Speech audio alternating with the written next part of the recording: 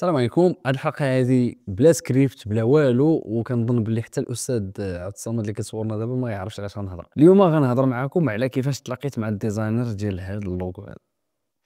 قصه عجيبه وغريبه وعمري ما عاودتها.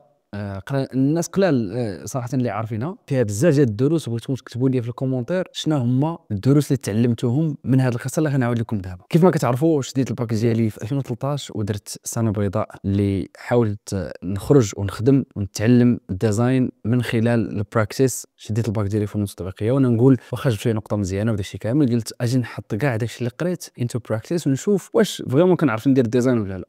وذاك العام استفدت منه بزاف، تعلمت بزاف ديال السكيلز. شديت ديك اليوم اول مره غادي نلقى راسي غنربح 10000 درهم 7000 درهم. المهم سالي داك العام الحمد لله جمعت واحد البركه ديال 1 مليون ونص ل 3 مليون تقريبا الا بقيت عاقل. ومن بعد مشيت نقرا قبرص، وكنت اول طالب مغربي غياخذ منحه 100%. اين وصلت لقبرص كان عندي جوج الاهداف اساسيه. الهدف الاول هو انه خصني نبقى غادي في الستريك ديالي، خصني نجي انا الاول في الجامعه كيف ما جيت انا الاول في الباك. كان عندي هدف هكا واضح من البدايه، وكنشجع اي واحد غيمشي يقرا على برا ولا غيقرا في المغرب يحط هدف قبل ما يحط رجليه في ديك المدرسه ولا في ديك الجامعه اللي غيكون التقبل فيها، واخا تكون لافاك ولا التكوين المهني. كيف ما كانت خص يكون عندك واحد الهدف واضح حاطه انت قدامك كتخدم عليه كل نهار. الهدف الثاني اللي كان عندي هو انه ندير واحد الغيزو ونخلي بلاصتي تماك زوينه لو ماكسيموم بوسيبل. علاش؟ حيت عرفت باللي داك الغيزو غادي ينفعني من هنا لقدام. وفعلا باش نطبق هذه النصيحه الثانيه ولا هذا الهدف الثاني اللي عطيته انا لراسي ولا حطيته قدام عينيا، اي ايفينمون دايره الجامعه، اي ايفينمون داير الديبارتمون ديالي كنحضر ليه. وهكا وليت تعرفت من عند الستاف ديال الجامعه، بمعنى لا الرئيس الجامعه لا نائب الرئيس الجامعه لا الناس اللي كاينين في الانترناشونال اوفيس، لا اي واحد خدام في الجامعه ولا كيعرفني. علاش؟ حيت كنت باغتو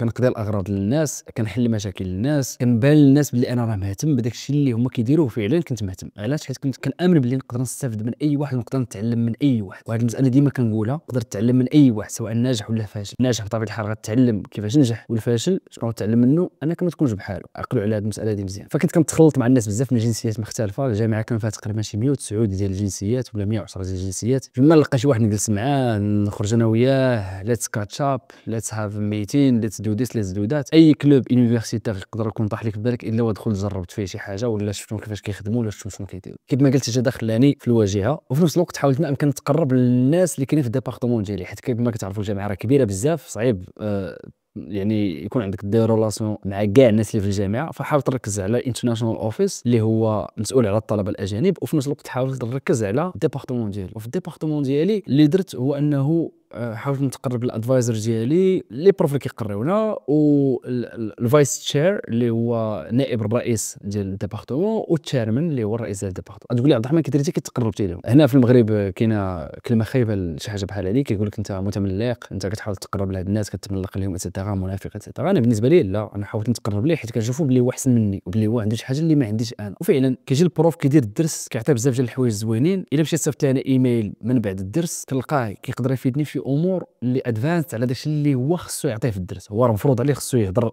عندك انت من 1 حتى 10، هو مفروض عليه يهضر من 1 حتى 7. من ديك 7 حتى 3 نورمالمون خصو يهضر عليها حتى العام الثاني ولا العام الثالث. كنت كنسولو عليها انا في العام الاول. وفعلا درت علاقه واعره مع لي بروف من خلال كيف ما قلت لكم اني تقربت ليهم وحاولت نتعلم منهم خارج من الدراسه. وهذه واحد القضيه زوينه بزاف في الجامعات على برا، انه كنت كتقدر تخرج تقهوى مع البروف ديالك. كيكون عندنا ورك شوبس خارج الجامعه، كنا كنتغداو معاهم، نقدروا نتعشاو معاهم، يعني كانت واحد العلاقه قريبه معاهم بزاف. الحاجه الاخرى اللي كسبت بها الثقه ديال لي بروف والستاف ديال الجامعه هو انه ملي كان البروف كيطلب لنا واحد الاساينمنت، يعني مثلا كيعطيك واحد الهوم ورك باللي بغيتكم تقادوا ليا بوستر فيها الديزاين ديال واحد الايفنت معين غيكون عندنا في قبرص في شهر 4. كنقاد ليه 5 ديال الديزاينز. هو طلب لنا واحد كنقاد ليه 5، طلب لنا 2 كنقاد ليه 10 وهي غاديه. يعني كنت ديما كان اوفر ديليفري، فهمتي. وهذه المساله مهمه بزاف، وهذا الشيء اللي عند هذا هو المشكل لان بزاف ديال الطلبه كيتطلب منه امتحان ولا كيتطلب منه زعما اكسرسايز ولا شي هوم ورك وها العار يقادو كيف ما خصو يتقاد، بزز منه كيقادو. لا انا ملي كيتطلب مني واحد كنعطيه 2، ملي كيطلب مني 3 نعطيه 6 وهي غادي. وهذه العقليه هذه نفعتني بزاف. علاش؟ حيت كنت كنبراتيكي اكثر من الناس الاخرين، وملي كنت كنبراتيكي اكثر من الناس الاخرين يعني عندي حظوظ اكثر انه نجيبها مقاده احسن من الناس الاخرين. وهذا كان كيعجب لي بروف بطبيعه الحال، حيت كيحس بك باللي قدرتي المجهود ديالو، باللي انت باغي تتعلم منه. ما كتشوفش علاقتك بينك وبينه انت استاذ كتخلص وانا اللي مخلص هذه الجامعه باش جاي كنقرا انا. لا، كنشوف علاقتي به طريقه مختلفه اللي هي انت فايتني في التجربه، انت عندك شي حوايج ما عنديش انا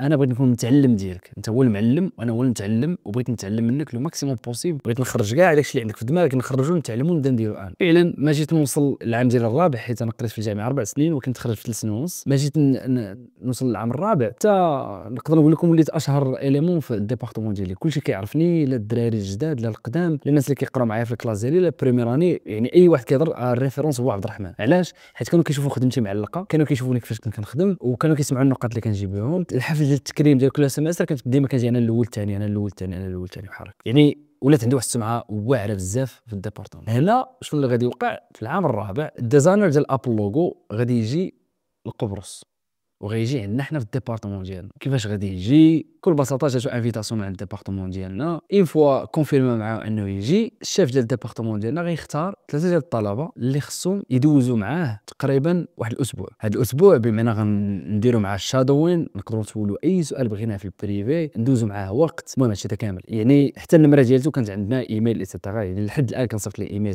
السؤال هو علاش اختاريت انا واحد من الثلاثه؟ علاش اختاريت انا وما تختارش شي واحد اخر؟ بما انه الديبارتمون فيه المئات ديال الناس، اللي ما قلناش الالاف. ومن جا هو الجامعه داروا ليه كونفيرونس، ما كانش اكسي بريفي ليه، بما هو كونفيرونس غيهضر قدام الالاف ديال الناس. الا كان عندك زهر غيدير لك شي اوتوغراف في الاخر، يعني غيسيني لي في واحد لاكارت بحال هكا فيها التصويره ديالو، ولكن الاغلبيه ما كانش عندها الزهر هذا. ولكن انا كان عندي اكسي بريفي ليه، انا وواحد البنت وواحد الدري. كيف ما قلت لكم السؤال هو علاش غتعطيني انا هذه الفرصه وما تعطاش لشي واحد اخر؟ وهذه الفرصه كانت واحد لوبورتونيتي كبيره في حياتي اللي صراحه ما كنتش كنتوقع، ولكن جات حتى لعندي. وهنا فين كيقول لك باللي شحال ما خدمتي وشحال ما دمرتي شحال ما كيولي عندك الزهر اكثر. حيت من السنه الاولى ديالتي حتى السنه الرابعه كيف ما قلت لكم ديما فيما كان شي ايفينمون، فيما كان شي حاجه، انا كنتقرب الناس اللي خدامين في الجامعه، كنعاونهم، انا بارتو فيما مشيتي غادي تلقاني. يعني ملي غادي شي اوبورتونيتي بحال هذه كون غيفكروا فيه الاول. هما علاش غيفكروا فيك؟ حتى هما باغيين، انا كتقضي غرض، باغيين شي واحد اللي اكومباني يبقى معاه، يركب معاه في الطاكسي، سافر لهنا يمشي معاه، يعني حتى شي امور سياحيه كان كيمشي يديرهم هو، يمشي يشوفهم هو، كنت انا كنكون معاه فيهم. وتما فين كنستغل الفرصه. والحمد لله زعما شنو اللي وقع، يعني دوك جوج الناس اللي كانوا معايا، دوك جوج ديال الطلبه اللي كانوا معايا كانوا قبارصه من قبرص. انا الانترناشونال الوحيد اللي كنت، انا المغربي الوحيد اللي كنت. وسبحان الله ملي كنت انا معاهم، انا التليفون ديالي حاطه في جيبي وكنسول كيفاش درتي لهادي، وكيفاش كانت المعامله ديالتك، ولا اللقاء ديالك الاول مع ستيف جوبز، كيفاش منين جاتك هذه الفكره ديال التفاحه، وعلاش التفاحه بهذه الطريقه بالضبط، وكيفاش رياجه ستيف جوبز كذا وليبات. واحد شويه تسلمت معاه بيدي ونقول له دابا واش هاد اللي دازي تسلم مع ستيف جوبز، المهم بقينا كنضحكوا. يعني كنت الوقت كامل انا هكا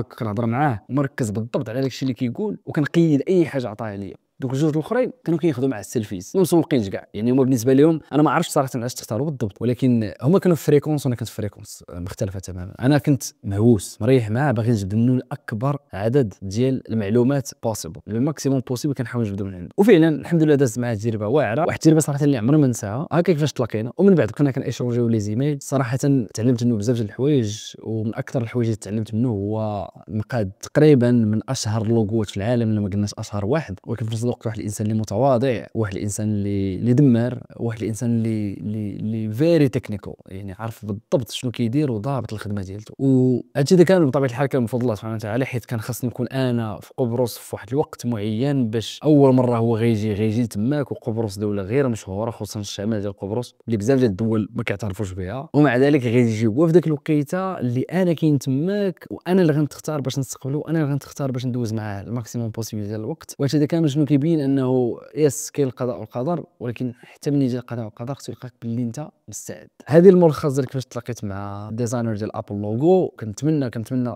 استفدتوا من هذه القصه هذه. كيف ما قلت عطوني جوج ولا ثلاث الحوايج ولا غير حاجه وحده استفدت من هذه القصه هذه اللي غتخليك تقدر تطبقها دابا في حياتك. كتبوا لي في الكومونتير. وشكرا بزاف بالنسبه للناس اللي تفرجوا في الفيديو حتى لهذا الوقت هذا ولا حتى لهذه الدقيقه هذه. نشوفكم ان شاء الله في الحلقه الجايه. السلام عليكم.